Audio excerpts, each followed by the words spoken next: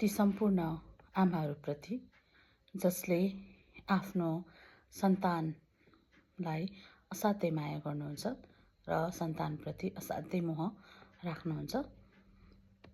कविताको शीर्षक छ कात्रोमा गोजी हुँदो हो त। मलाई कात्रोमा गोजी आविष्कार गर्न मन लाग्यो।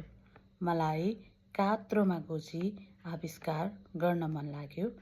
यदि कात्रोमा गोजी हुँदो हो त, यदि कात्रोमा गोजी हुँदो हो त, म मेरो सन्तानको माया स्नेह सबै बटुलेर अमरपुरमा लाने थिएँ।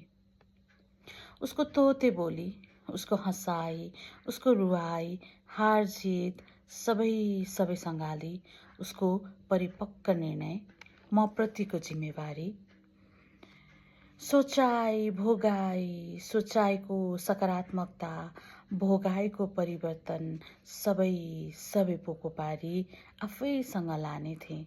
सबैको सामु उसको गुणगान गाउने थिएँ।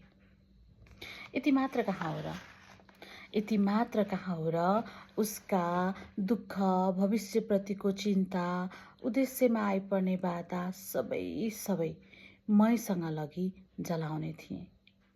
मेहनती, लगनशील र कर्मठताको वरदान दिई।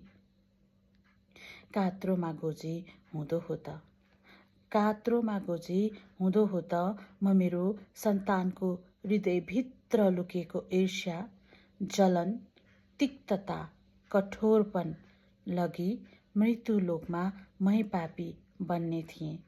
उसलाई पवित्र मानवता बोकेको शुद्ध मानव मात्र छोडेर जाने थिएँ। कात्रोमा गोजी हुँदो हो त, कात्रोमा गोजी हुँदो हो त, म उसका सबै स्मरणहरूलाई आफूसँगै पोको पारी कात्रोको कुनै गोजीमा लिएर जाने थिएँ। अमरपुरमा उसका ती यादहरूलाई छानी हेर्दै निहाल्दै उसलाई आशीर्वाद दिने थिएँ। कात्रोमा गोजी हुँदो हो त,